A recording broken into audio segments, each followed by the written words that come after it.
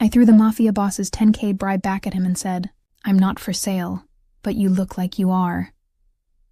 The fluorescent lights in my cramped Brooklyn office buzzed like dying wasps, casting everything in a sickly yellow that made the stacks of eviction notices on my desk look even more depressing than usual. I'd been staring at the Castellano Properties case file for 3 hours straight, my 4th cup of bodega coffee gone cold beside my keyboard, when the door opened without a knock. I didn't look up. Office hours are 9 to 5. It's 7:30. I won't take much of your time. Miss Santos. The voice made me pause mid-keystroke. Expensive. Controlled. The kind of voice that didn't ask for things because it was accustomed to taking them. I glanced up and immediately understood why my paralegal Maria had that panicked look on her face as she hovered behind. Him in the doorway, the man standing in my office, wore a suit that probably cost more than my monthly rent. Charcoal gray, perfectly tailored to broad shoulders that tapered to a lean waist. His dark hair was styled with the kind of effortless precision that required both money and a skilled barber. But it was his eyes that held me, dark, calculating, dangerous in a way that made my pulse kick up even as my spine stiffened. He was beautiful the way a loaded gun was beautiful. "Mr. Rossi," I said flatly, recognition clicking into place. Dante Rossi, Vittorio Rossi's oldest son. I'd seen his photo in the background of a dozen crime scene reports, always just out of frame, always with an airtight alibi. "I know who you are, and if you're here about the Castellano case, you can turn around and walk back out." His lips curved into something that wasn't quite a smile. Determined. "I respect that."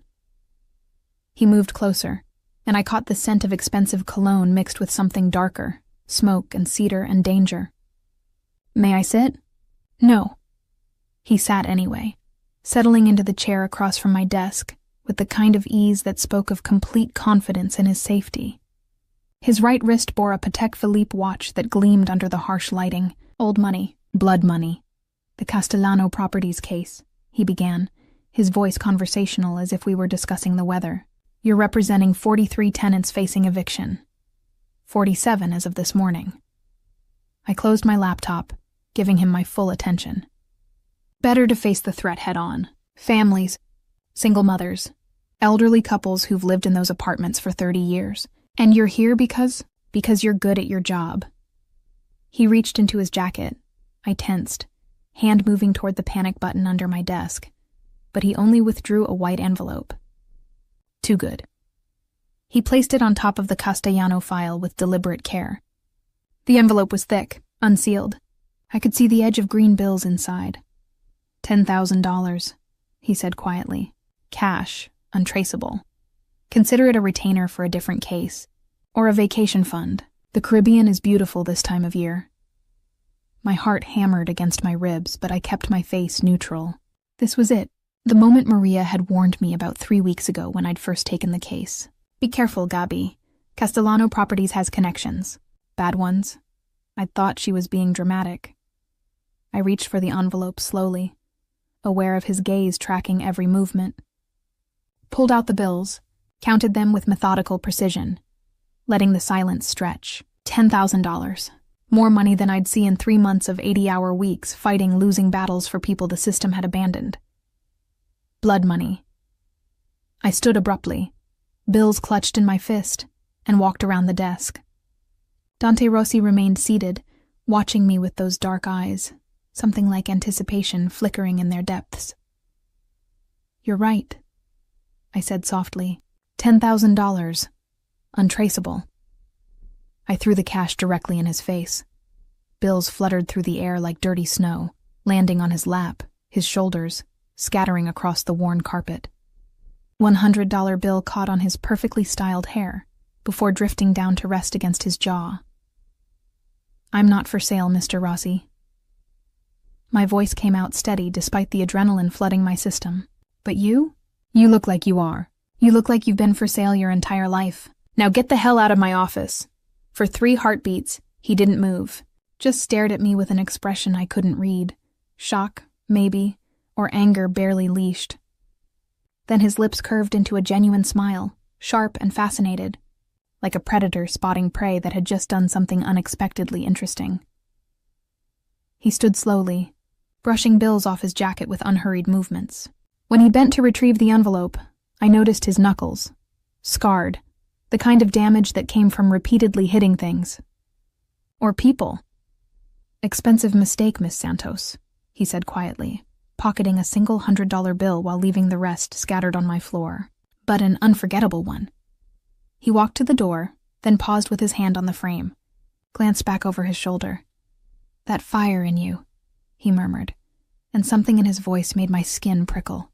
"I wonder how long it burns." Then he was gone. I stood there for a full minute, breathing hard, before my knees went weak and I grabbed the edge of my desk for support. Maria rushed in, eyes wide with panic. "Gabi, mierda, are you insane? Do you know who that was?" "Yeah." I sank into my chair, staring at the money littering my office floor. My hands were shaking. "I know exactly who that was." Maria crouched down, gathering bills with quick, nervous movements. "We need to call the police. Or maybe you should drop the case. Gabi, these people don't play games." "I don't drop cases." I pulled the Castellano file back toward me, opening it with fingers that had finally steadied. "And I sure as hell don't take bribes from Mafia princes who think everyone has a price." "He's going to come back." "I know." I met her worried gaze. "But I'm not backing down. Those families are counting on me. 47 people who have nowhere else to go." Maria placed the gathered money on my desk. $9,900.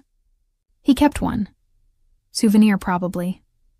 I shoved the bills into my desk drawer, making a mental note to donate them anonymously to a women's shelter. Blood money, but it could still do some good in the right hands. "Lock up when you leave. I've got another 3 hours of work tonight." She hesitated at the door. "Gabi, be careful walking home.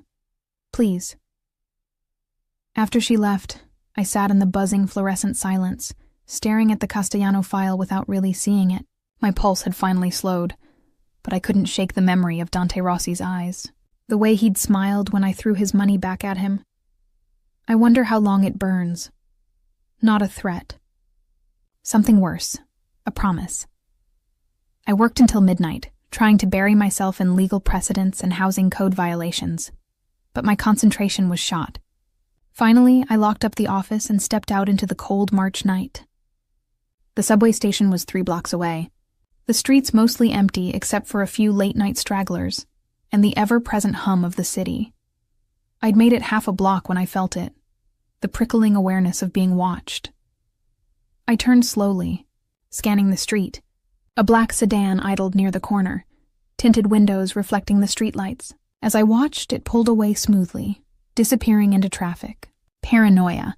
Had to be paranoia, but I walked faster anyway, keys clutched between my fingers like makeshift brass knuckles, and didn't breathe easy until I was safely inside my studio apartment in Crown Heights. All 3 locks engaged. I poured myself a generous glass of cheap red wine and collapsed onto my second-hand couch. My phone buzzed. A text from my little brother, Mateo. "How's my favorite lawyer sister?" "Your only lawyer sister," I typed back. "And exhausted. You?" "Chemistry midterm kicked my butt, but I passed. You okay? You sound stressed. Just a long day. Love you. Love you too, Gabi. Don't work too hard." I set my phone down, staring at the Castellano files spread across my coffee table. Mateo was a junior at Columbia, full scholarship, studying pre-med. Everything I'd worked for since our mother died 7 years ago. Every 80-hour week, every skipped meal, every case I took that paid in gratitude instead of money. All of it was to make sure he had the opportunities we never had growing up in the Bronx. I couldn't afford to be scared. Couldn't afford to back down. But as I drained my wine and crawled into bed, I couldn't stop thinking about Dante Rossi's smile. The way he'd pocketed that single bill like a trophy. Expensive mistake. We'd see about that. The next morning, I arrived at my office to find a bouquet of white roses on my desk. No card, just 24 perfect blooms in a crystal vase that probably cost more than my monthly grocery budget. Maria stood in the doorway, arms crossed. "They were here when I opened up." "Gabi donate them." I didn't touch the flowers. "Women's shelter down the street. They'll appreciate them." "He's not going to stop." "I know." I booted up my laptop, pulling up the Castellano case timeline. But neither am I. Over the next week, the gifts kept coming. A bottle of Barolo wine worth $500. I returned it to the return address with a note. Still not for sale. F off. A pair of diamond earrings that I immediately brought to the police station. They told me without proof of theft, there was nothing they could do, so I donated those too. A first edition Neruda poetry collection that made me pause because how did he know I loved Neruda? That one I kept, hiding it in my desk drawer and hating myself for the weakness. Each time I refused. Each time, I doubled down on the case, working longer hours, building an airtight argument. The Castellano properties evictions were based on fraudulent building violations. I had testimony from 3 city inspectors willing to admit they'd been pressured to file false reports. I had documentation showing shell company ownership trails that led back to Rossi family businesses. I was building something that could hurt them, which was probably why. On the 8th day after throwing money in Dante Rossi's face, I noticed the surveillance. The same black sedan from that first night. Different parking spots each time, but always within sight of my office or apartment. Once at the bodega where I bought my morning coffee, I saw a man in a dark jacket watching me from across the street. He didn't bother hiding when I stared back. Maria noticed too. "Gabby, please. We need to call the police." And tell them what? I'm being followed by people who might be connected to organized crime, but I have no proof, and they haven't actually done anything illegal. I rubbed my temples, exhaustion pulling at me. The NYPD isn't going to provide protection for a legal aid lawyer who pissed off the wrong people. Then drop the case. No. Dios mío. You're stubborn. It's why you love me. But the surveillance was escalating. I started varying my route home, taking different subways, staying late at the office until the cleaning crew arrived. I told myself I was being smart, being careful. I didn't admit I was scared until the night everything changed. It was a Thursday, almost 2 weeks after the bribe attempt. I'd worked until 11, fueled by coffee and righteous anger, and the knowledge that tomorrow I was filing my motion to halt the evictions. The office was silent except for the hum of my laptop and the distant sounds of traffic. My phone rang. Unknown number. I should have let it go to voicemail. Instead, I answered. Gabriela Santos. Miss Santos. The voice was older, rougher than Dante's, with an accent that spoke of Sicily and old-world power. My son tells me you're a woman of principle. Every muscle in my body tensed. Vittorio Rossi. You know who I am? Good. Saves time. I heard the clink of ice in a glass, the sound of expensive whiskey being poured. My son approached you with a generous offer. You refused. Admirable. Stupid, but admirable. If you're calling to make another offer, I'm calling to tell you that I'm less patient than my son. His voice went cold. The Castellano case ends. Tomorrow you file a motion to withdraw as counsel. You tell the judge you have a conflict of interest. You walk away. And if I don't, then you become an unfortunate statistic in a city that has too many of them already. A young woman walking home alone at night. So many things can happen. Your brother Matteo, he's a smart boy. Columbia University. It would be a shame if something interfered with his education. My blood turned to ice. You stay away from my brother. Then stay away from my business. You have 24 hours, Miss Santos. Choose wisely. The line went dead. I sat frozen, phone clutched in my hand, panic clawing up my throat. He'd threatened Matteo. These people knew where my little brother went to school. Knew his name. Knew enough to. I grabbed my keys and ran. My apartment building was quiet when I arrived just before midnight, the hallway lights flickering the way they always did. I fumbled with my keys, hands shaking, and shouldered open the door. The smell hit me, first. Wrong. Foreign. Cologne and cigarette smoke in a space that should smell like my jasmine lotion and the lavender. Candles I burned every night. Someone had been here, frozen the doorway, keys still in hand, every instinct screaming at me to run. But then I saw them. 2 men sitting in my living room like they owned the place. One sprawled on my couch, the other standing by my window, both wearing dark suits, both watching me with cold calculation. The one on the couch smiled. Miss Santos, we've been waiting. I backed toward the door, but a third man appeared behind me, blocking my exit. He was huge, shoulders nearly as wide as the doorframe, with scar tissue around his knuckles and a flat, dead expression. "Mr. Rossi sent us," the one on my couch continued, standing slowly. "Said to deliver a message. Personal-like." The one by the window pulled a knife from his jacket. Long blade, wickedly sharp, catching the light. "We're going to have a conversation about respect," he said quietly. "About understanding your place. About the things that happen to little girls who don't listen when powerful men speak." I opened my mouth to scream, but the man behind me clamped a hand over my face, dragging me backward into my apartment. I thrashed, trying to remember the self-defense class I'd taken in college. But he was too strong, too fast, and glass shattered. The window exploded inward in a spray of crystalline fragments. And then Dante Rossi was there, moving through my apartment like violence incarnate. I'd thought he was dangerous when he sat in my office offering money. I'd had no idea. He didn't say a word. Just raised a gun, matte black, silencer attached, and shot the man holding me in the shoulder. The grip on my face released, and I stumbled forward, catching myself on the wall. The man by the window lunged with his knife. Dante moved like liquid, sidestepping the blade and bringing the gun down in a vicious arc. The weapon connected with the man's temple with a crack that made my stomach turn. He dropped, unconscious, before he hit my worn carpet. The third man, the one who'd been on my couch, raised his hands. "Dante, come on. We were just following orders." "My orders supersede my father's." Dante's voice was arctic, emptied of all warmth. "She's under my protection. You touch her again, you die. You tell my father that." He kept the gun trained on the man while turning to me. His dark eyes scanned me quickly, checking for injuries. "You hurt?" I shook my head, not trusting my voice. "Can you walk?" "Yes." "Then pack a bag. 2 minutes. Essentials only. We're leaving," I should have argued. Should have called the police. Should have demanded explanations. Should have done anything except follow orders from a man whose father had just threatened my brother's life. But I could still feel that hand over my mouth. Could still see the knife catching the light. I grabbed my backpack and shoved in clothes, laptop, phone charger, the photo of my mother and brother I kept on my nightstand.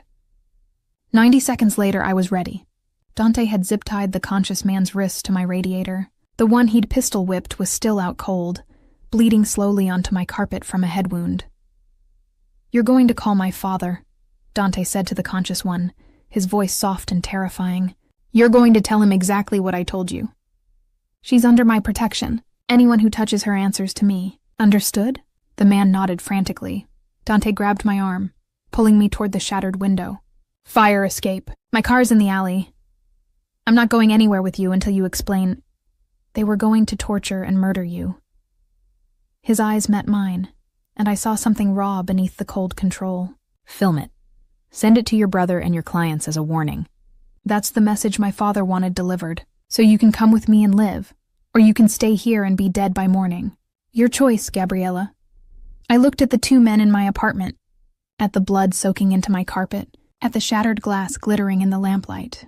Then, I hitched my backpack higher and followed. Dante Rossi out into the night. The penthouse in Tribeca was everything my Crown Heights studio wasn't. Spacious, modern, decorated with the kind of understated luxury that came from old money and older power. Floor-to-ceiling windows overlooked the Manhattan skyline, and the kitchen had more square footage than my entire apartment. I stood in the middle of the living room, backpack still on my shoulders, watching Dante methodically check the locks on his front door. 3 deadbolts, a security system that looked military-grade, cameras in every corner. He shrugged out of his jacket, and I saw the shoulder holster, the gun nestled against his ribs like a second skin. Blood, not his, spattered the white collar of his shirt. "Guest room is down the hall," he said without looking at me. "Second door on the left. Bathroom's attached. There are clothes in the closet that should fit you." "Why do you have women's clothes?" Now he did look at me, one eyebrow raised. "My sister visits sometimes. I keep things here for her." Sister. Right. Because Mafia princes had sisters who needed spare outfits in their heavily fortified penthouses.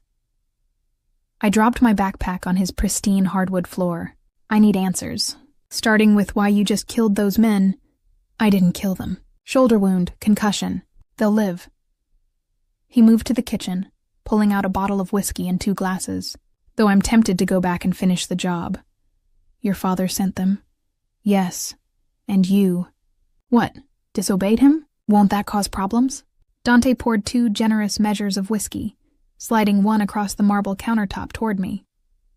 It will cause significant problems, which is why you're staying here until I resolve the situation. I didn't touch the glass. I have a life, a job, cases that can't wait. Your brother is being moved to a secure location as we speak. 2 of my men are with him. He thinks it's a surprise scholarship program retreat. He's safe. The casual way he said it, like he'd already taken control of every aspect of my existence, made anger flare hot and bright in my chest. You can't just... I can, and I did. He downed his whiskey in one swallow. You threw money in my face and called me a whore.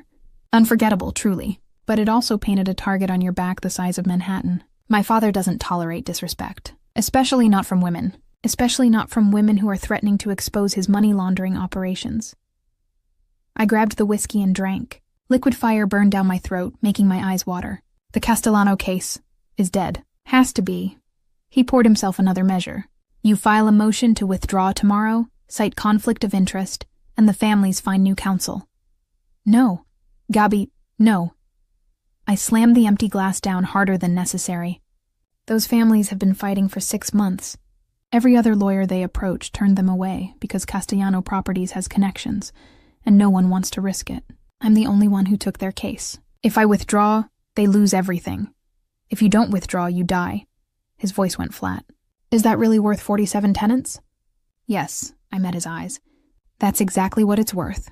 You don't understand because you've never had to fight for anything. Everything you have came from blood money and family connections and... You think I don't understand? He laughed, sharp and bitter. I was 17 when my father put a gun in my hand and told me to kill a man who'd stolen from us. 17. The man begged. Had children. I pulled the trigger anyway because that's what you do in this family. You obey, or you become the example. The words hung between us, raw and ugly. So yes, Gabriella, I understand exactly what it costs to fight, and I'm telling you that this fight will cost you everything. Your life, your brother's future, your career, everything. All for people who will never know how much you sacrificed. They'll know because I'll win. I pulled out my phone. I'm calling my office. Maria needs to know I'm okay, and I need to coordinate. He plucked the phone from my hand. No calls, no emails, no contact with anyone until I've handled my father. Give that back. No. We stared at each other across the kitchen island, and I realized with cold clarity that I was trapped. Trapped in a luxury penthouse with a man who'd just injured, 3 people to save me. A man who'd threatened me 2 weeks ago with expensive mistakes. A man whose father wanted me dead. A man who was currently holding my phone hostage and looking at me like I was a puzzle he couldn't quite solve. How long? I asked quietly. A week, maybe 2. Depends on how quickly I can negotiate your safety. And if you can't? Something dark flickered across his face. Then I'll have to make different arrangements. Permanent ones.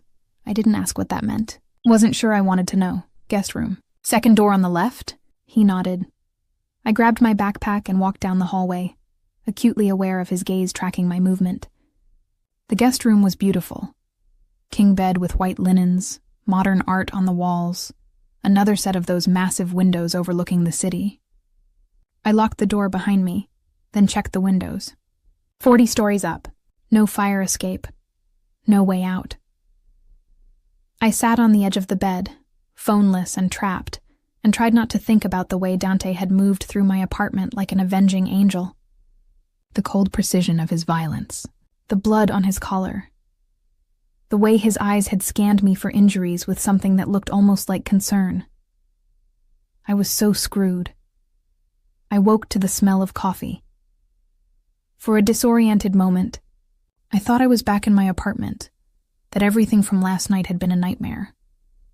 Then I opened my eyes and saw the unfamiliar ceiling, the expensive sheets, the morning light flooding through windows that cost more than my law degree. Real. All of it was real. I found clean clothes in the closet like he'd promised. Jeans that fit perfectly, a soft cotton shirt, even underwear still in packaging. His sister must be exactly my size, which was either convenient or deeply unsettling. When I emerged from the guest room, I found Dante in the kitchen cooking. He'd changed into dark jeans and a black Henley that showed off lean muscle and those scarred knuckles. His hair was still damp from a shower, and without the tailored suits and dangerous smiles, he looked almost normal. Until you saw his eyes. Those were still a predator's eyes. Translate café con leche, he said without turning around. I noticed you drink it every morning at the bodega on Fifth Avenue. The casual admission that he'd been watching me, studying me, sent ice down my spine. You've been stalking me, protecting you. There's a difference, is there? I moved to the counter where he'd set out 2 mugs. The coffee smelled exactly right, made exactly how my mother used to make it, because from where I'm standing, both look like obsession. He turned then, spatula in hand, and studied me with unnerving focus. You want to know what obsession looks like? Obsession is spending 2 weeks trying to forget the way you looked when you threw money in my face. Obsession is reading every case you've ever filed, watching you walk home at midnight eating bodega sandwiches because you work too hard to eat real meals. Obsession is lying awake at night thinking about that fire in your eyes and wondering how long I could watch it burn before I... He cut himself off, turning back to the stove. Flipped an omelet with more force than necessary. Before you what? My voice came out steadier than I felt. Nothing. Eat breakfast. We need to talk about next steps. He plated the omelet, perfect golden edges, fluffy interior, and slid it across to me along with fresh fruit and toast. I should have refused on principle, but I was starving, and the food smelled incredible. We ate in tense silence, the only sound the clink of forks against plates and the distant hum of traffic 40 stories below. Your brother called your office this morning, Dante said finally. Maria told him you're working from home on a big case. He's fine, thinks the scholarship retreat is legitimate. My men are keeping him safe without him knowing they exist. How generous. I pushed my plate away. What about the Castellano case? What about it? You said I have to withdraw.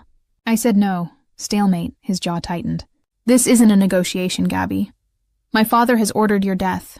The only reason you're still breathing is because I've claimed protection over you, which puts me in direct conflict with him. If you continue with the case, he'll see it as my weakness. He'll move against both of us. Then help me. I leaned forward, holding his gaze. You said the Castellano Properties is a money laundering front. You must have evidence. Financial records, testimony, something that ties it to your father's operations. Give it to me. Let me expose the whole thing legally. Put them away properly. You want me to betray my family. I want you to do the right thing. I stood, pacing to the windows. Manhattan sprawled below us, millions of people living their lives, unaware that in this penthouse a legal aid lawyer was asking a Mafia prince to burn down his empire. You said you were 17 when you killed that man. That your father made you. But you're not 17 anymore, Dante. You're 34 years old with enough blood on your hands to fill this whole building. At what point do you decide you're done? It's not that simple. It never is. I turned to face him. But that doesn't make it impossible. He stood slowly, moving around the counter to stand in front of me. Too close. I could smell cedar and smoke, could see the faint scar along his jawline, could feel the heat radiating from his body. You think you know me, he said quietly. You think you can see some good buried under the violence. You can't. I'm exactly what you called me. A man for sale. I've been bought and paid for since the day I was born into this family. Then buy yourself back. I didn't step away, even though proximity to him made my heart race. You saved me last night. You could have let those men, but you didn't. You chose. You can keep choosing. For a long moment he just looked at me. Then he stepped back, breaking the spell. I have meetings today. Business I can't postpone. You stay here. Don't answer the door. Don't go near the windows. And for God's sake, don't try to leave. Or what? You'll shoot me? His lips curved into something that wasn't quite a smile. No, but my father will. And I'd rather not have to explain to your brother why his sister got herself killed for 47 tenants. He grabbed his jacket, checked his gun, and headed for the door. Paused with his hand on the knob. The Neruda collection I sent you, he said without turning around. You kept it.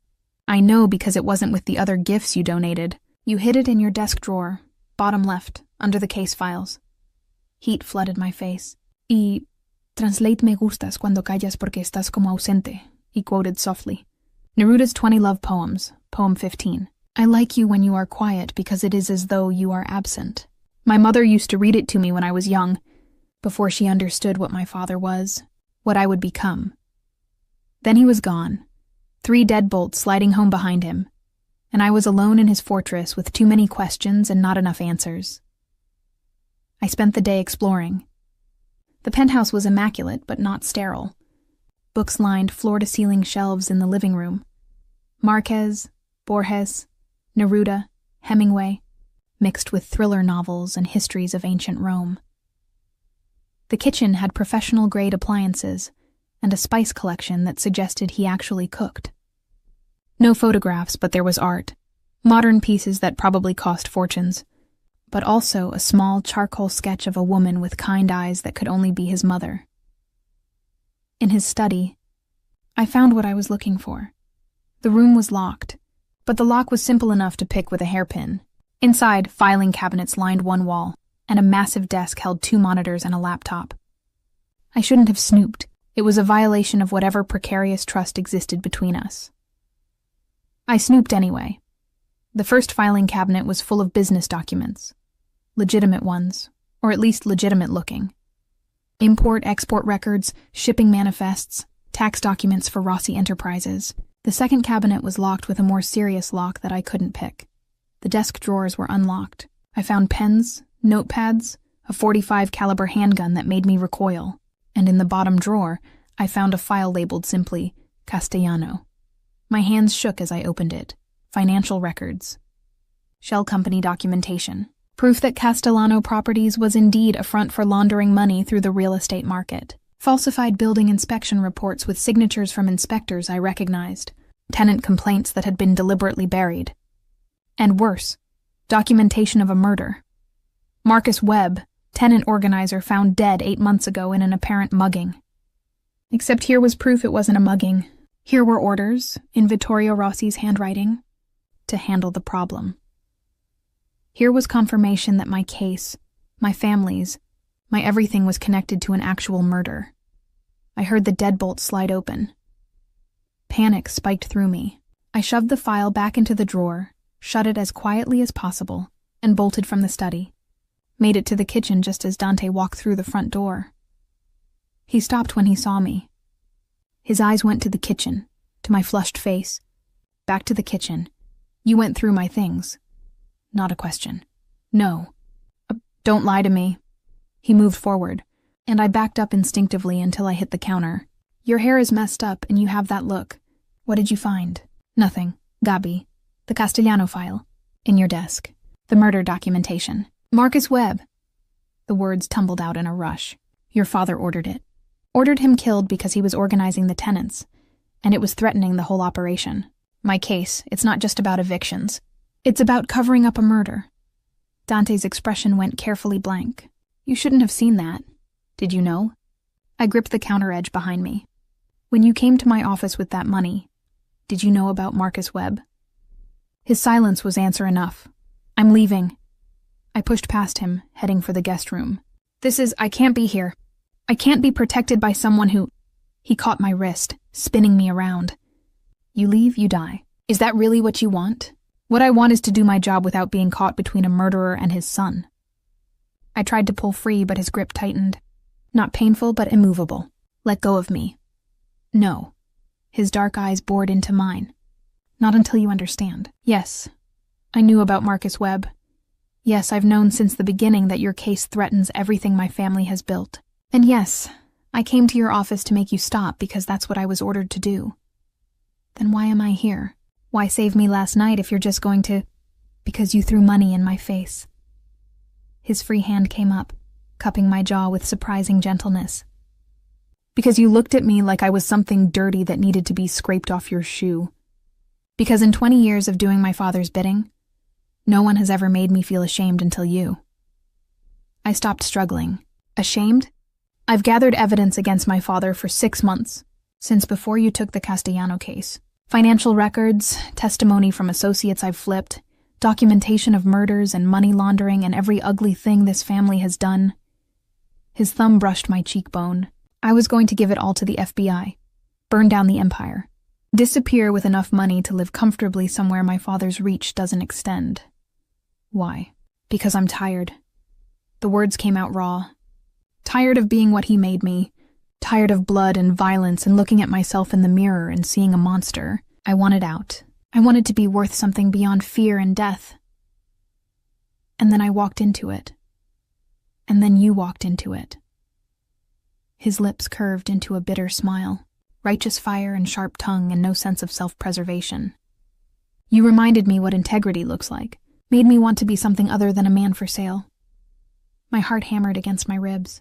What are you saying? I'm saying I'm giving the evidence to the FBI in 3 days. Everything. My father goes to prison. The empire crumbles. The Castellano case becomes unnecessary because the whole operation will be exposed. His hand slid from my jaw to the back of my neck. And you go back to your life. Your office, your brother, your 80-hour week saving people. Safe. What happens to you? I testify. Take whatever deal the FBI offers. Hope it's not life in prison. He stepped back, releasing me. Or maybe my father kills me before the trial. Either way, you're safe. That's what matters. I should have been relieved. This was what I wanted. The Rossi Empire destroyed legally. My family's protected. Justice for Marcus Webb. This was everything I'd been fighting for. So why did the thought of Dante behind bars, or worse, dead, make my chest ache? 3 days, I whispered. 3 days. He turned away, heading for his study. Until then, you stay here, stay safe. And try not to hate me too much for the things I've done. He closed the study door behind him, and I stood in his kitchen, surrounded by the smell of coffee and cedar smoke, trying to figure out when exactly the monster had started looking human. The next 2 days passed in strange suspension. Dante left early each morning, returning late, always with that careful mask in place. We moved around each other like chess pieces, speaking only when necessary, maintaining polite distance. But the awareness was always there. The way his eyes tracked me when he thought I wasn't looking. The way my pulse kicked up whenever he walked into a room. The way we both reached for the coffee pot at the same time and his hand brushed mine. Electric contact that made us both pull back like we'd been burned. On the 3rd morning, the day he was supposed to meet with the FBI, I woke before dawn and couldn't fall back asleep. I found him in the living room, sitting in the dark, staring at the city lights. Can't sleep? I asked quietly, thinking about what I'm about to do. He didn't look at me. Betraying family is its own special kind of hell, even when the family is rotten. I sat on the opposite end of the couch, tucking my legs underneath me. Do you regret it? No. He finally turned and his eyes were haunted. But that doesn't make it easier. My father, he's a monster, but he's my monster. He taught me to ride a bike, took me to Yankees games, told me I'd be great someday, and then he put a gun in my hand and turned me into this. You're more than what he made you. Am I? He laughed softly. I've killed 11 people, Gabby. 11. I know their names, their faces. I see them when I close my eyes. Including Marcus Webb? No, that was my father's work directly. I was in Milan when it happened. But I knew it was ordered. I knew and I did nothing. He scrubbed a hand over his face. Does that make me complicit? Does knowing and staying silent make me guilty? I thought about the law, about accomplice liability and moral culpability. About the families depending on me and Marcus Webb's widow, and the 11 people whose lives Dante had ended. Yes, I said finally. It makes you guilty. But guilt isn't the end of the story. What you do next. That's what defines you. Poetic. He stood, moving to the windows. Dawn was breaking, painting the sky in shades of amber and rose. My meeting is at 9, Federal Plaza, 14th floor. I'll be gone most of the day. There's food in the fridge. Maria knows you're safe. I had one of my men call her anonymously. And Matteo thinks you're on a retreat. He's fine. Dante, don't. He cut me off. Don't say whatever you're about to say. Don't thank me or tell me I'm doing the right thing or offer absolution. I don't deserve any of it. I was going to say, be careful. That stopped him. He turned slowly, studying me with those dark, dangerous eyes. Why do you care if I'm careful? Good question. Why did I care? He was a killer, a criminal, a man whose world I'd stumbled into by accident. He'd stalked me, threatened me, held me captive in his gilded fortress. By all logic, I should want him in prison alongside his father. But I kept thinking about the way he'd moved through my apartment, violence and precision, to save me. The way he cooked café con leche exactly right, the way he read Neruda and looked at me like I was a puzzle worth solving, the way his hand had felt cupping my jaw, thumb brushing my cheekbone. I don't know, I admitted, but I do. So be careful. Something shifted in his expression. He crossed the room in 3 strides, stopping directly in front of me. Close enough that I had to tilt my head back to maintain eye contact. You're dangerous, he murmured. I'm a 115-pound lawyer. You're the one with guns and a body count. That's not the kind of dangerous, I mean. His hand came up, fingers threading through my hair with aching gentleness. I mean the kind of dangerous that makes a man want to be better. That makes him think about different futures. About mornings drinking coffee and nights without blood. About being worth something to someone who sees him clearly and doesn't flinch. My breath caught. Dante, I'm in love with you, Gabriela Santos. The words were quiet, certain, devastating. Have been since you threw my money back at me and looked at me like I was trash. Since you refused every gift and told me to F off. Since you refused to be bought or scared or silenced. You can't be. Can't stop it. His forehead rested against mine, his breath warm on my lips. Believe me, I tried. Spent 2 weeks trying to convince myself it was just fascination, just the thrill of someone saying no. But it's not. It's the way you fight for people who can't fight for themselves. The way you work until midnight on cases that pay nothing. The way you love your brother enough to sacrifice everything for his education. You're everything I'm not, and I kissed him. Didn't think about it. Didn't weigh consequences or calculate risks. Just surged up on my toes and pressed my mouth to his, cutting off words that were breaking my heart and rewriting every truth I thought I knew. He made a sound low in his throat, surprise or surrender. And then his hands were in my hair, angling my head, kissing me back with the same focused intensity he brought to everything. His mouth was hot and demanding and somehow gentle, like he was afraid I'd disappear if he wasn't careful. When we finally broke apart, both breathing hard, his eyes were molten. That was a mistake, I finished, even though my lips were still tingling, and I wanted nothing more than to kiss him again. You're about to betray your family. I'm still trapped here. This isn't... We can't... I know. He stepped back, and the loss of his warmth made me shiver. But I'm still in love with you, and when this is over, when my father is in prison and you're safe and I'm whatever I become after today, I'm going to ask you if there's any chance you could feel the same. Any chance at all that you'd want a future with a man like me? I couldn't finish. Didn't know what to say. You don't have to answer now. He grabbed his jacket, checked his gun. Just think about it.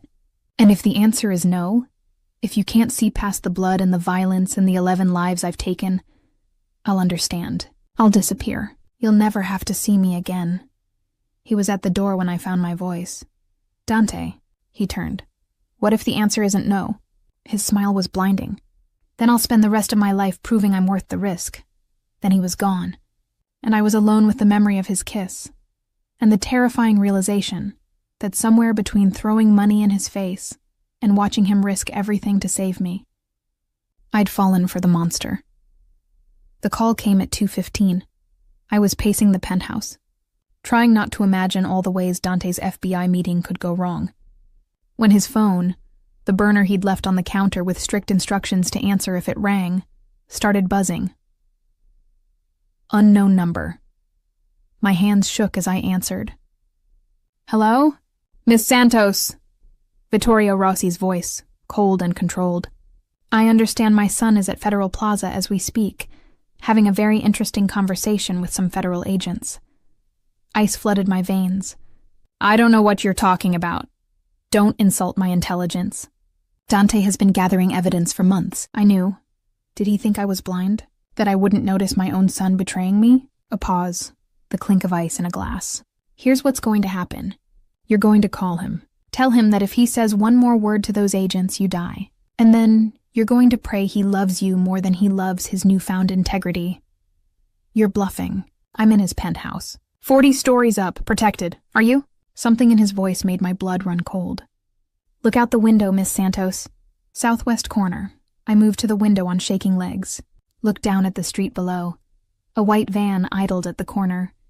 As I watched, the back doors opened, and I saw equipment. Cameras. Rifles with scopes. One phone call, Vittorio continued. Or my men put a bullet through that beautiful window, through your head, and your brother gets a video of your death delivered to his dorm room. Dante testifies, and Matteo lives with the knowledge that his sister died because of a case she wouldn't drop. Your choice. My hand tightened on the phone. You're a monster. I'm a businessman. Now call my son. Tell him the meeting is over. Or everyone you love dies badly. The line went dead. I stood frozen, staring at the van below. This was it. The moment where I had to choose between justice and survival. Between doing the right thing and protecting the people I loved. Between Dante's chance at redemption and my life. I thought about 47 families facing eviction. About Marcus Webb's widow. About Matteo, 19 years old and brilliant and everything good in my life.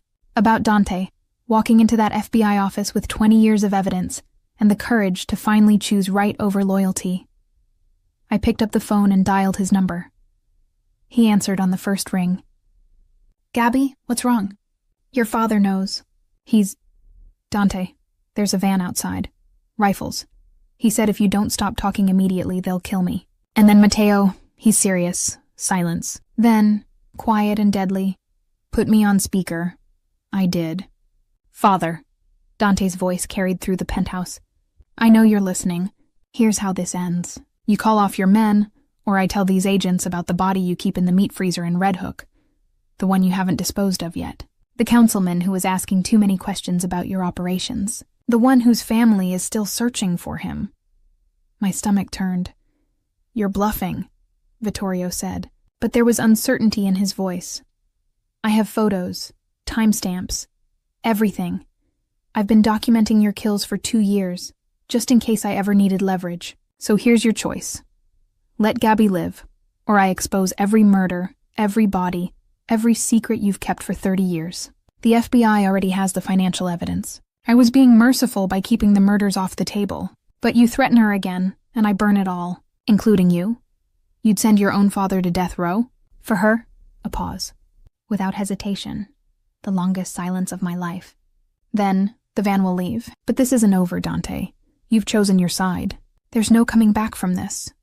I know. Dante's voice softened. Gabby, are you hurt? No, just scared.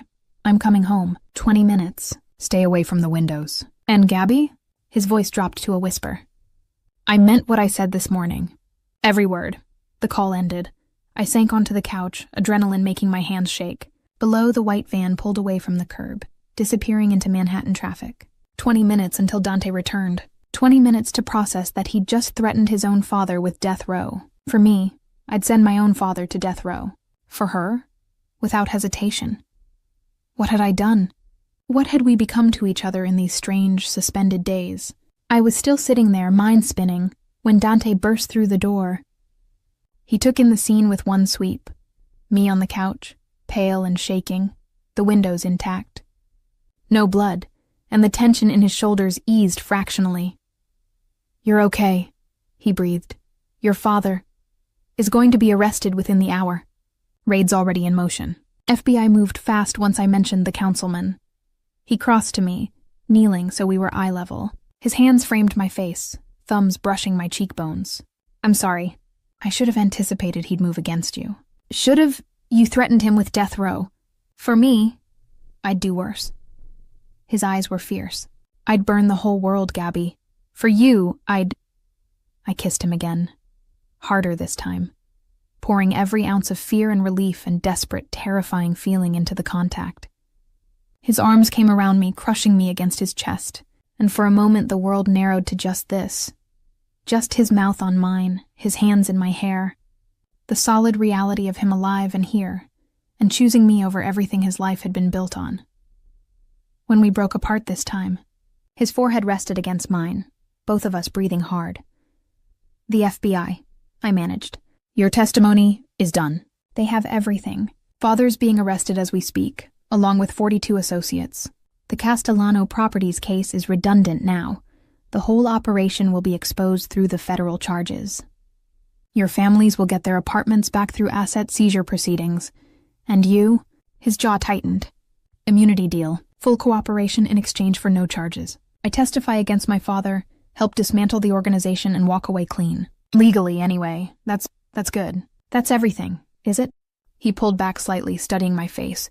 Because in 6 hours, my father will know I'm the reason his empire burned. Every family connected to the Rossies will have a price on my head. I'll spend the rest of my life looking over my shoulder, waiting for the bullet I know is coming. That's not clean, Gabby. That's just a different kind of prison. I traced the scar along his jaw. This man who'd killed 11 people in Red Neruda and just destroyed his entire world for me. So what happens now? Now I wait for your answer. His hands settled on my waist, warm through my borrowed shirt. Earlier, I asked if there was any chance you could feel the same, that you could want a future with someone like me. I need to know, Gabriella. I need to know if I just burned everything for a woman who can never see past the monster. My heart hammered against my ribs. This was the moment. The choice that would define everything that came next. I thought about the Gabi from 3 weeks ago, the one who'd thrown money in a Mafia prince's face and told him to F off. She would have said no, would have walked away from the blood and violence and danger, back to her safe, righteous, exhausting life. But that Gabi hadn't watched Dante move through her apartment like an avenging angel, hadn't seen him cook café con leche in the quiet morning darkness, hadn't felt the way his hands trembled when he touched her, like she was something precious he was afraid to break, hadn't heard him say, without hesitation, when asked if he'd send his own father to death row for her, "I see the monster," I said quietly. "I see the 11 lives you took, the blood on your hands, the violence you're capable of. I see all of it, Dante." His face went carefully blank, bracing for rejection. "But I also see the man who's been gathering evidence for 6 months, because he was tired of being what his father made him. The man who reads poetry and remembers how his mother used to recite it. The man who saved me when he could have let me die. The man who chose right over loyalty, over legacy, over everything." I cupped his face with both hands, forcing him to meet my eyes. "I see you, all of you. And yes, I want a future with you. I want mornings drinking coffee and nights without blood. I want to watch you figure out who you are when you're not your father's weapon. I want—" He kissed me before I could finish, and this time it wasn't gentle or tentative. This was claiming, possessive, a promise sealed with bruising intensity. His hand slid under my shirt, splaying across bare skin, and I gasped into his mouth. "Mine," he breathed against my lips. "Say it. Say you're mine. Yours." I pulled him closer, dizzy with want. "But you're mine too. No more Mafia prince. No more family obligations. Just Dante. Just mine. Just Dante," he agreed, his voice wrecked. "Yours, only yours." We moved to his bedroom. Our bedroom, maybe. If this new future we were building actually worked, and the city lights painted patterns across his sheets as he laid me down with aching care. "I need to know it's real," I whispered, suddenly uncertain. "Not just adrenaline or fear or Gabby." He settled beside me, propped on one elbow, his free hand tracing the line of my collarbone. "I've wanted you since the moment you threw my money back at me. Every night you slept 20 feet away was torture. Every morning I made you coffee and pretended I didn't notice the way you watched me. This is real, the most real thing in my life." I reached up, tracing the scars on his shoulder. Thin white lines barely visible in the dim light. "Who did this?" "Initiation. 17. My father's men held me down while someone carved the family crest into my skin. Proof of loyalty." His voice went flat. "Proof of ownership." I pressed a gentle kiss to the scar tissue, silent acknowledgement of pain and survival, and the boy he'd been before the monster took over. He shuddered under my touch, and when he looked at me again, his eyes were molten. "So beautiful," he whispered, his hands framing my face. "How did I get this lucky?" "You didn't. You made a choice. You chose this. Best choice of my life." He kissed me again, slow and deep, and his hands mapped my body with reverent precision. Every touch felt like a question, and I answered with gasps and sighs in the arch of my spine. When he pulled my shirt over my head, his gaze darkened with hunger and something softer. Wonder, maybe, or gratitude. "Look at me, Gabby," he commanded softly. I did, holding his eyes as he slowly removed the rest of my clothes, then his own. The scars were everywhere, testament to violence and survival and a life I could barely imagine. I touched each one, learning the geography of his pain, and he watched me with an expression so vulnerable it made my chest ache. "You're sure?" he asked one last time. "I'm sure." He moved over me then, settling between my thighs, and the weight of him felt right. Safe. Home. His mouth found mine as he asked with his body, and I answered by pulling him closer. "You're mine now," he murmured against my lips, entering me with aching slowness. "Mine, no one else touches you. No one else sees you like this." I wrapped my legs around his waist, taking him deeper, tears streaming down my face from the intensity of emotion and sensation combined. "Then you're mine too, just Dante. Not the killer or the Mafia prince. Just mine, just yours," he breathed, beginning to move. "Always yours." Our rhythm built slowly, finding each other in the darkness. His hands were everywhere, threading through my hair, gripping my hip, cupping my face, and I clung to him like drowning, half laughing, half sobbing as pleasure and emotion overwhelmed me. "Possessive devil," I managed, nails raking down his back. "Your possessive devil," he corrected, voice rough with need, holding me impossibly closer. "Only yours." "Say it again." "Yours," I gasped. "Always yours." He buried his face in my neck, movements becoming urgent, desperate, and I felt myself climbing toward something vast. When I shattered, his name on my lips, he followed moments later with a sound that was half groan, half prayer. We lay tangled together in the aftermath, hearts racing, breathing gradually slowing. Dawnlight filtered through the windows, painting everything gold. "I love you," he whispered against my temple, his voice raw with emotion. I held him tighter, tears still wet on my cheeks. "Love you too, even though you're the criminal who ruined my life." He laughed, breathless, pressing kisses to my forehead, my eyelids, my lips. "I'll spend the rest of my life making it up to you." "Good." I traced the line of his jaw. "Because I'm high maintenance. 80-hour work weeks, brother, to put through medical school. Strong opinions about justice and corruption.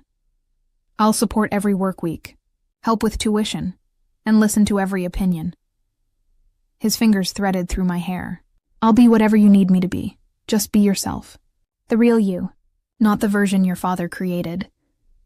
I don't know who that is yet. Then we'll figure it out together." He pulled me closer, tucking my head under his chin. "What happens now?" I was quiet for a long moment, thinking about everything that had changed in 3 weeks. The case that had started it all, the families who'd get their homes back, Marcus Webb's widow who'd finally see justice, Matteo, safe and oblivious, studying for his chemistry final, and Dante. This complicated, dangerous, damaged man who'd chosen me over empires. Now, I tilted my head back to look at him. "Now you testify. Your father goes to prison.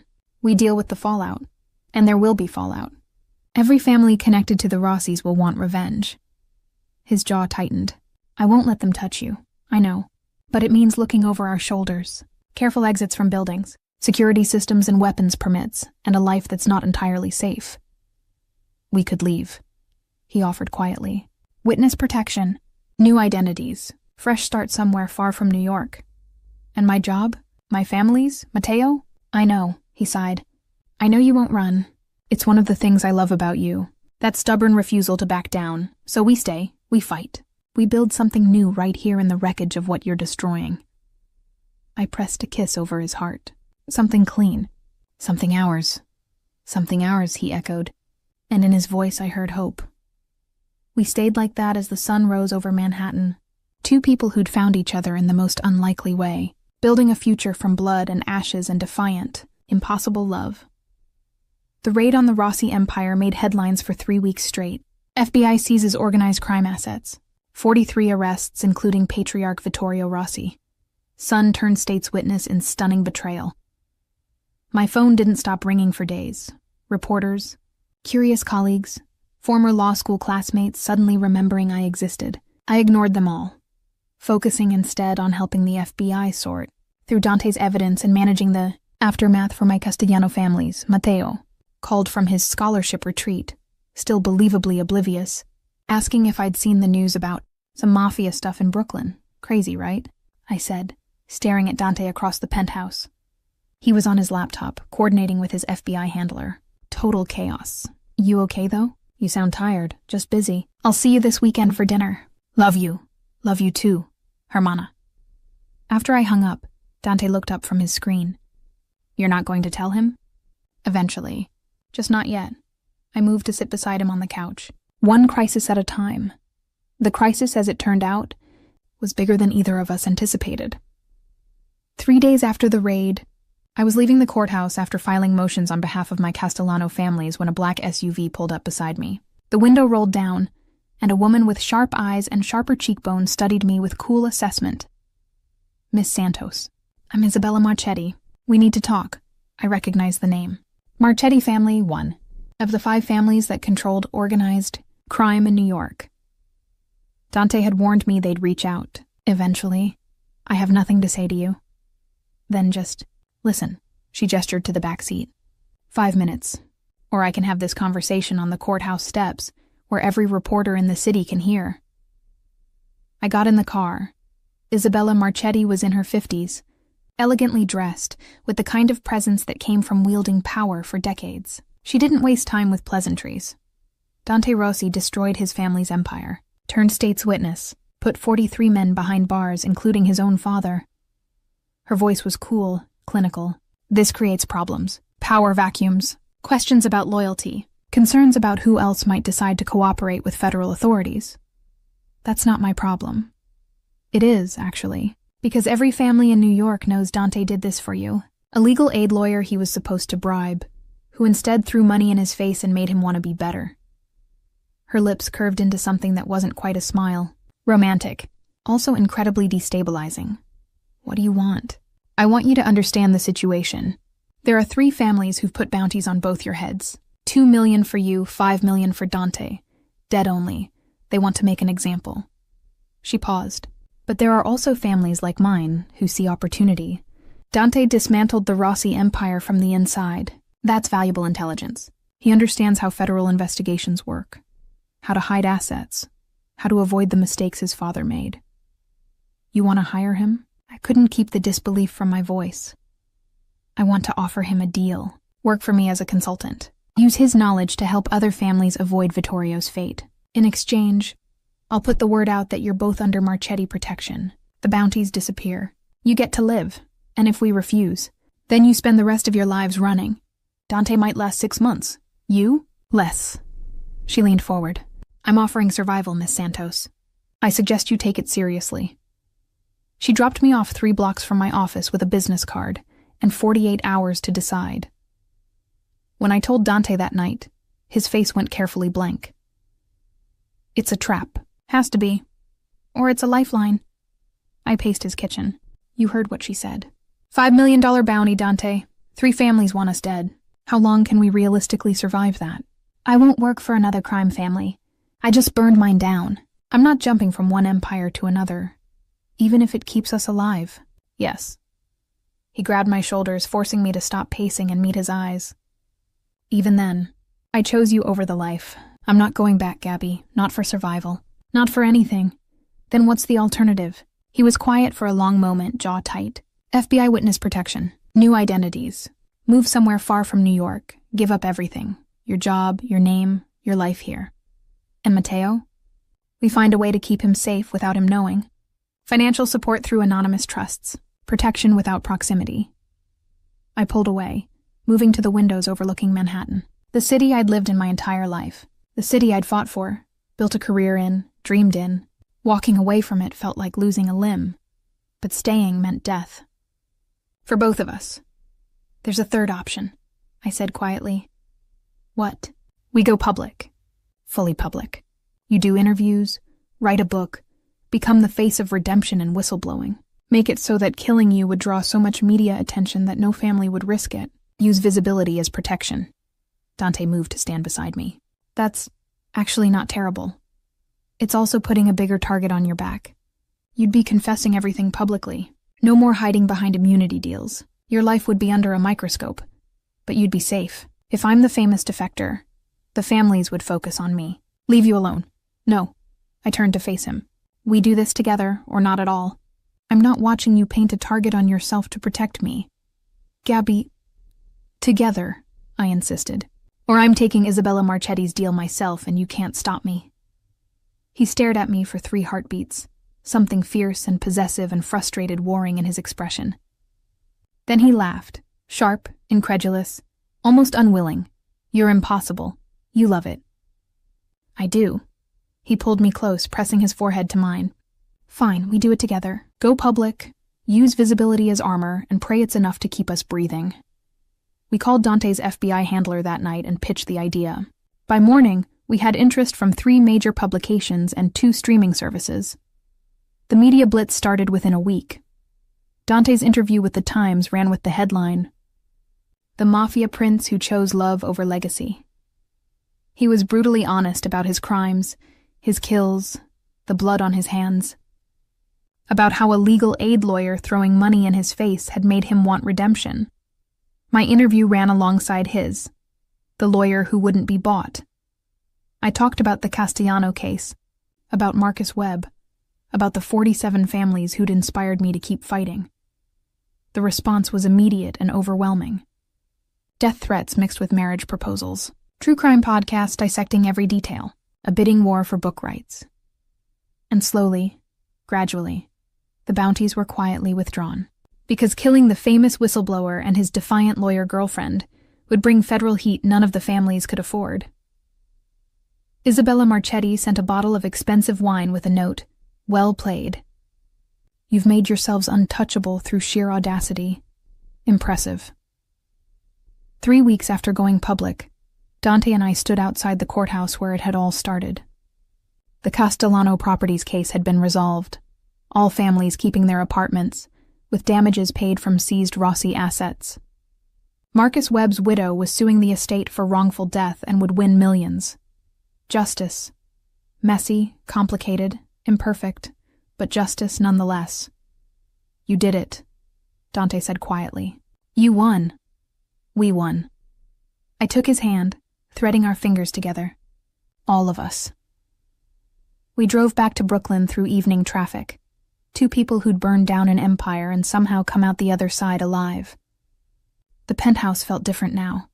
Less like a fortress, more like home. That night, Dante cooked dinner while I worked on my laptop, reviewing new cases. We'd fallen into a rhythm over the past weeks. Comfortable. Domesticity punctuated by FBI debriefings and security protocols, and the constant awareness that we'd made powerful. Enemies, but we were alive. Together. Building. Something clean from ashes and defiance. I enrolled in classes, Dante said over pasta. I looked up. Classes? Hunter College. Criminal Justice Program. Figured if I'm going to spend the rest of my life helping the FBI dismantle crime families, I should probably understand the legal framework beyond what I learned from my father. He looked almost shy. Is that stupid? That's perfect. I stood, moving to kiss him. I'm proud of you. Yeah? His hand settled on my waist, familiar and warm. Yeah. You're figuring out who you are, building something new. With you.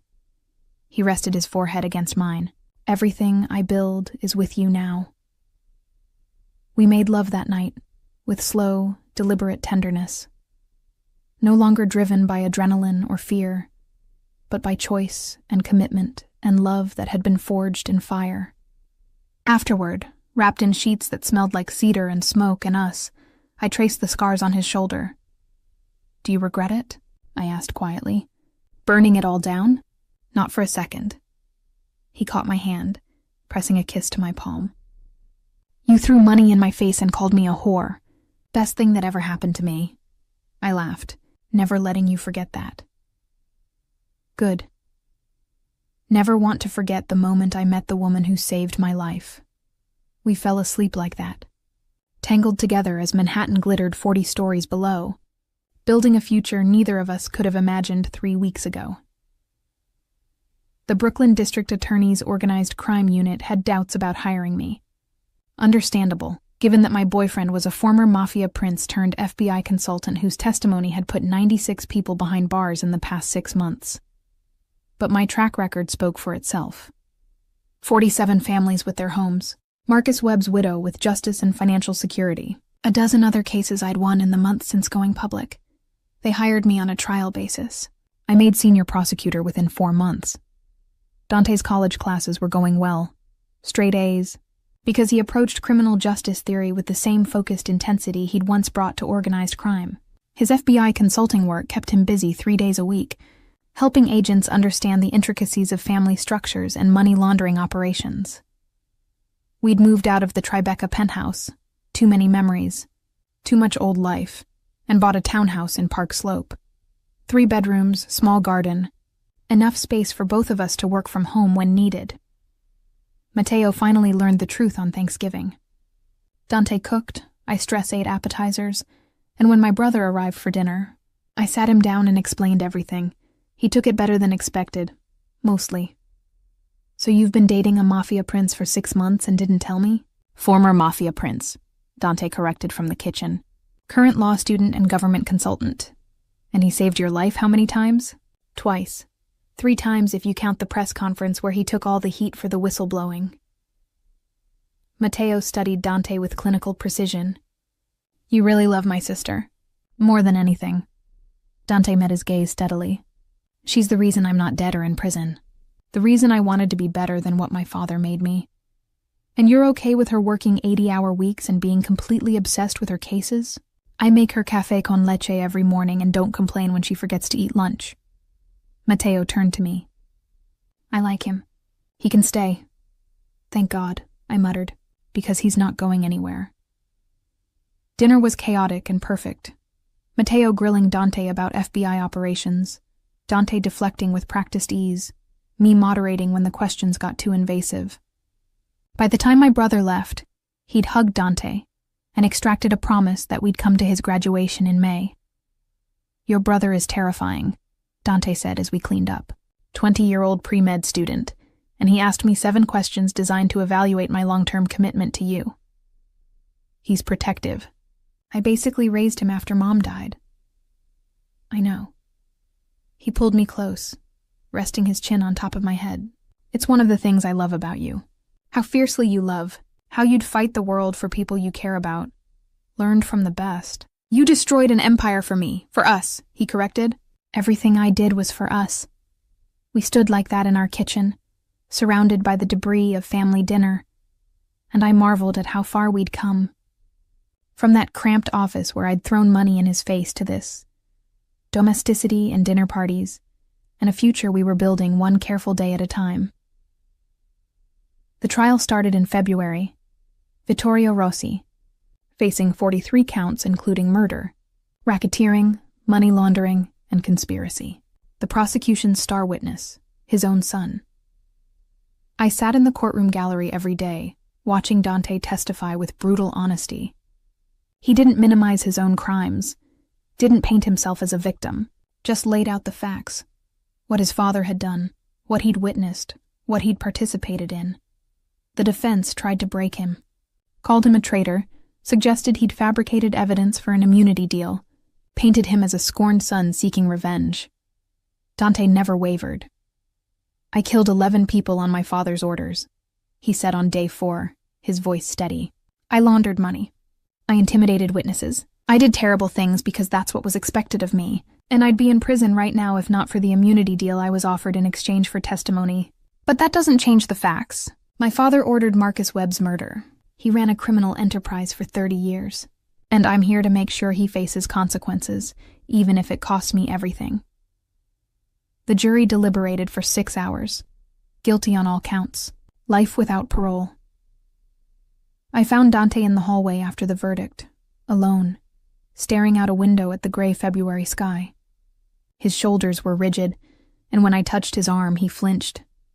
Hey, I said softly. You did it. It's over, is it? He turned and his eyes were haunted. I just sent my father to die in prison. And I feel what? Relieved. The word came out broken. I'm relieved, Gabi. What does that make me? I pulled him into my arms, holding him while he shook with silent sobs. It makes you human. It makes you someone who finally chose right over loyalty, who chose himself over the monster his father created. He told me he'd kill me when they were leading him away. Said I was dead, that every family would hunt me, that I'd never be safe. Let them try. I pulled back, cupping his face. You've got the FBI, the media, and one very stubborn Brooklyn prosecutor who happens to be in love with you. We're not easy targets. He managed a shaky laugh. No, you're really not. We left the courthouse together, walking out into cold February sunshine. Reporters shouted questions that we ignored, cameras flashing, the whole circus that had become our life. But in the car, hands clasped together, Dante exhaled like he'd been holding his breath for 6 months. It's really over, he murmured. The trial is. The rest we'll handle as it comes. Together, always together. Spring came slowly to New York. The townhouse garden bloomed with early crocuses, and Dante planted tomatoes with the intense focus he brought to everything. I worked impossible hours on a corruption case while he studied for finals. We fell into routines. Morning coffee before I left for the DA's office, late-night takeout while reviewing case files and textbooks, Sunday mornings sleeping in, tangled together in sheets that smelled like us. The threats came occasionally. Anonymous letters, suspicious packages that the NYPD bomb squad had to clear, once a drive-by shooting that shattered our front window while we were at dinner. But we were still alive. Still fighting, still building. In May, we attended Mateo's graduation. He'd gotten into 3 medical schools and chose Columbia so he could stay close. Dante had anonymously funded a scholarship in our mother's name. I knew because I found the paperwork and cried for an hour. You didn't have to do that, I said that night. I wanted to. Your brother is brilliant. Your mother would have been proud. And I have more money than I know what to do with now that I'm not funding a criminal empire. I love you. I kissed him. Have I mentioned that lately? Not in the past 3 hours. I was getting worried. We made love that night with the windows open, spring air carrying the scent of blooming flowers and the distant sounds of the city. Dante held me afterward, fingers tracing lazy patterns on my spine, and I felt something shift, settle into place like a puzzle piece finally finding its home. Marry me, he said quietly. I went very still. What? Marry me. He shifted so we were face to face, his dark eyes serious. I know it's only been 7 months. I know we're still dealing with death threats and rebuilding our lives and figuring out who we are outside of the chaos. But I know I want to spend the rest of my life with you, however long or short that might be. I want mornings making you coffee and nights reviewing case files. I want to help Mateo through medical school and watch you win impossible cases. I want everything, Gabi. With you. My throat tightened. You're serious. I've never been more serious about anything. He caught my hand, pressing it over his heart. I don't have a ring yet. Was planning to ask properly, but then you were lying here in my arms and I just needed you to know. Needed to ask, will you marry me, Gabriela Santos? I thought about the woman I'd been 7 months ago. The one who worked 80-hour weeks and lived on bodega sandwiches and thought she knew exactly who she was and what she wanted. That woman would never have imagined this. A former Mafia prince in her bed, proposing marriage with spring air washing over their tangled bodies. A life built from ashes and defiance and love that had been forged in the most unlikely way. But I wasn't that woman anymore. Hadn't been since the moment I threw money in his face and watched something shift in his dangerous eyes. Yes, I whispered. Yes, I'll marry you. He kissed me then, deep and claiming and full of promise. And when we came together again, it was with the knowledge that we were building something permanent, something that would outlast death threats and trials and all the chaos still to come. Something ours. The wedding was small. City Hall, because neither of us wanted a big production. Mateo as witness, Dante's sister Sophia flying in from Milan. She'd cut ties with the family after the trial but maintained contact with Dante. My paralegal Maria, who'd become a close friend. I wore a simple white dress. Dante wore a charcoal suit. We exchanged vows in a courthouse that had seen 1,000 weddings, and when the judge pronounced us married, Dante kissed me like I was oxygen and he'd been drowning. Husband, I said against his lips. Wife, he responded, and his smile was blinding. We celebrated at a small Italian restaurant in Brooklyn, just the 5 of us, and I watched Dante laugh at something Matteo said and felt my heart expand impossibly. This was what we'd fought for. This quiet joy, this hard-won peace, that night, back in our townhouse, Dante carried me over the threshold with exaggerated ceremony that made me laugh. Traditional, he said, setting me down gently. You, traditional? I'm a man of contradictions. Former Mafia prince, current law student, forever your husband. I like that last one best. We made love that night with the windows open to summer air, and Dante whispered promises against my skin. Forever and always and mine. I answered with his name and yes and promises of my own. In the aftermath, tangled together in sheets damp with sweat and effort, I traced the scars on his shoulder. The family crest that had been carved into his skin when he was 17, marking him as property. I'm getting it covered, he said quietly. Yeah? New tattoo. Something that represents now instead of then. Maybe a phoenix. Or I don't know. Something that means rebirth. I like that. I pressed a kiss over the old scars. You should do it. Come with me.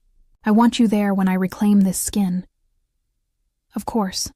We fell asleep like that, planning futures and covering old wounds, building a life one careful choice at a time. Epilogue. 6 months after the wedding, I stood outside the courthouse steps, briefcase in hand, watching Dante across the plaza.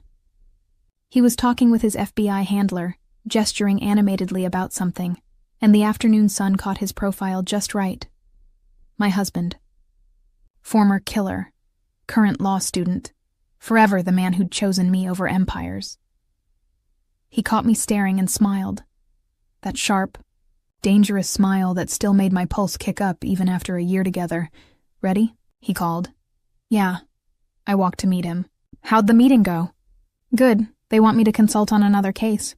Family in Queens they've been investigating for 3 years. You going to do it? Probably. Pays well, and I'm weirdly good at it. He took my briefcase, slinging it over his shoulder alongside his backpack. How was court? 1. Prosecutor versus organized crime. 2-0. My wife the legal shark. Your wife the exhausted legal shark who wants takeout and a nap. He laughed, pulling me close for a quick kiss.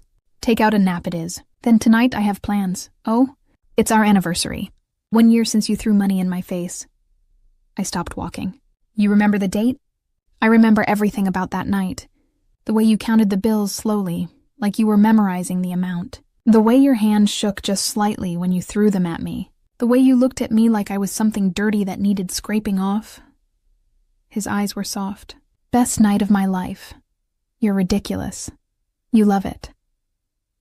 We walked through Brooklyn toward our townhouse, hands clasped together, and I marveled at the strange path that had brought us here. From that cramped office to this, Sunday evenings and anniversary plans and a future we were building one careful day at a time. A car radio reported another Rossi lieutenant flipping, cooperating with authorities, the empire still burning more than a year after Dante's testimony. Do you regret it? I asked quietly. Sometimes? He was quiet for a long moment then. Not for a second. You threw money in my face, Gabby, called me a whore, made me want to be worth something beyond fear and death. How could I ever regret that? Even though there's still a target on your back? Even though we have to check our car for bombs and vary our routes and live with security systems? Even then, he squeezed my hand. Because I get to wake up next to you every morning. Because I get to watch you win impossible cases and make the world slightly better. Because we built something clean from blood and ashes. That's worth any target, any threat, any price. We reached our townhouse as the sun set, painting Brooklyn in shades of amber and rose. Inside, Dante ordered Thai food while I changed into comfortable clothes. We ate on the couch, reviewing case files and textbooks, falling into the comfortable routine we'd built. Later, when the files were put away and the dishes were cleaned, he pulled me close. Happy anniversary, wife. Happy anniversary, husband. We made love that night with summer air washing over us, and I thought about everything that had led us here. The bribe, the defiance, the violence and fear, an impossible choice to trust each other, the burning of empires, and the building of something new. I love you. Dante whispered against my temple, his voice raw with emotion. Every day I love you more. I held him tighter. This man who'd killed 11 people in Red Neruda and chosen me over everything. Love you too, even though you're the criminal who ruined my life. He laughed, breathless. I'll spend the rest of my life making it up to you. Good. Because I'm high maintenance. I know. It's one of the things I love most. We fell asleep tangled together, two people who'd found each other in the most unlikely way, building a future from defiance and blood money and love that had been forged in fire. Outside, Brooklyn hummed with life. Somewhere, Vittorio Rossi sat in a maximum security prison. Somewhere, crime families adjusted to new power structures. Somewhere, the FBI prepared new cases based on Dante's testimony. But in our townhouse, in our bed, wrapped in sheets that smelled like us, we were safe. Together. Building something ours. And that, I thought as sleep claimed me, was worth every risk, every threat, every impossible choice that had led us here, worth everything.